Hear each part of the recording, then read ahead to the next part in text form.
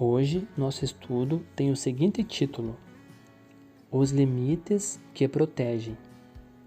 Estudo com base no livro de Gênesis, capítulo 3, versículo 3, que diz assim: Mas Deus disse: Não comam do fruto da árvore que está no meio do jardim, nem toquem nele, do contrário, vocês morrerão. Para testar a lealdade de Adão e Eva, Deus estabeleceu limites bem definidos.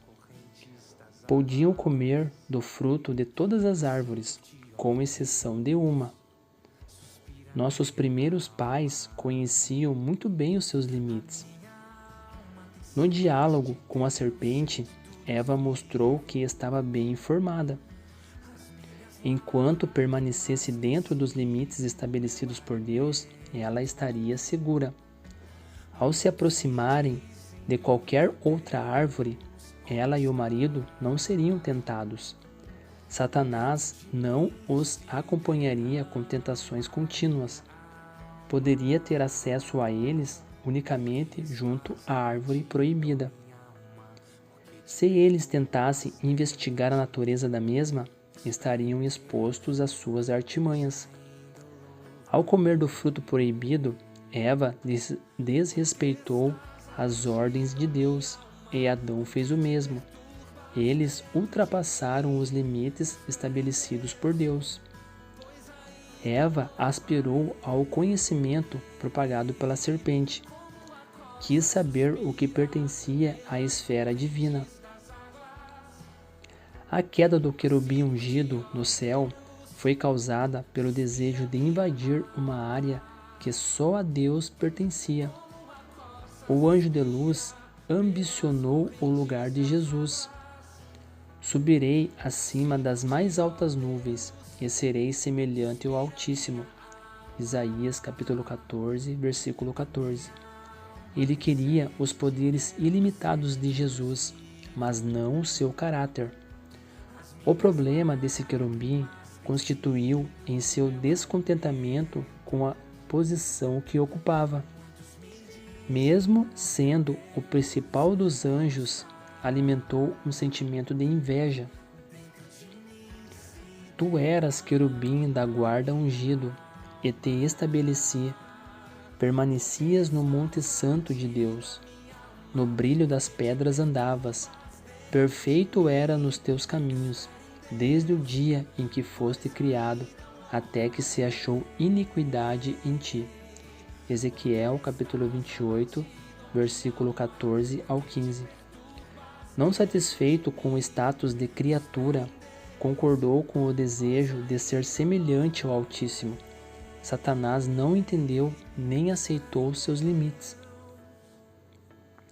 A queda de nossos primeiros pais foi ocasionada pelo desejo de saber além dos limites humanos. E ao longo dos séculos, esse mesmo desejo tem fascinado milhões e milhões de indivíduos.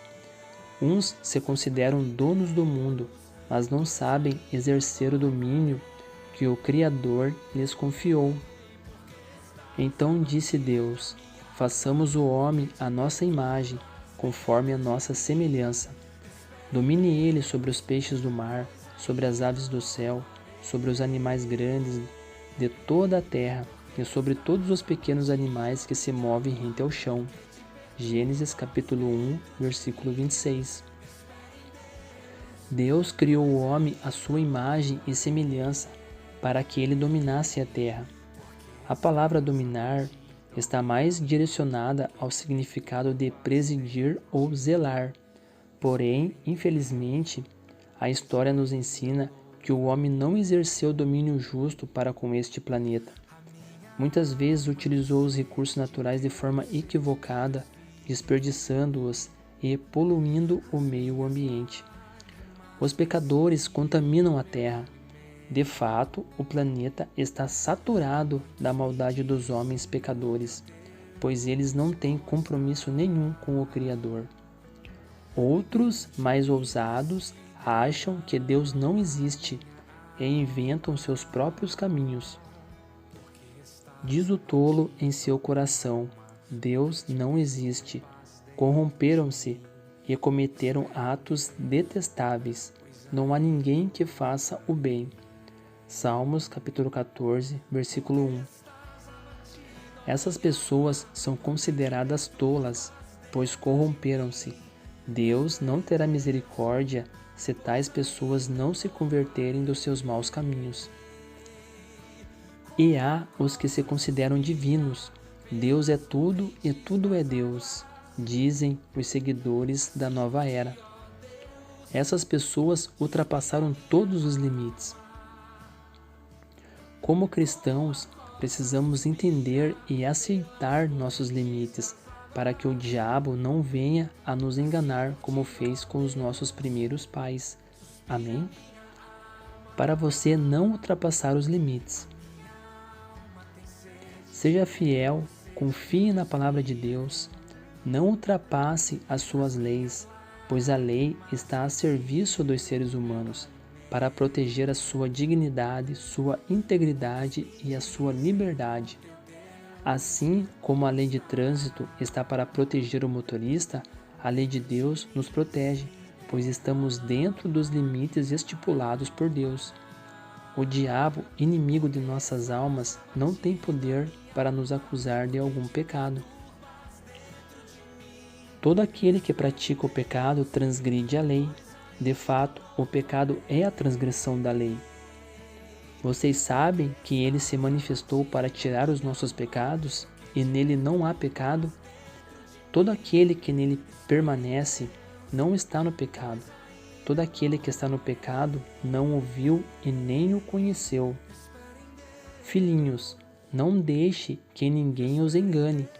Aquele que pratica a justiça é justo, assim como ele é justo. Aquele que pratica o pecado é do diabo, porque o diabo vem pecando desde o princípio. Para isso, o Filho de Deus se manifestou, para destruir as obras do diabo. Todo aquele que é nascido de Deus não pratica o pecado, porque a semente de Deus permanece nele. Ele não pode estar no pecado, porque é nascido de Deus. 1 João capítulo 3, versículo do 4 ao 9. Reflita nisso no dia de hoje e ore comigo agora. Obrigado, Pai, pelos limites que nos protegem. A tua sabedoria é algo que não conseguimos compreender, porém tão necessária para nos livrar das tentações e armadilhas do pecado. Muito obrigado, Pai. Em nome de Jesus. Amém.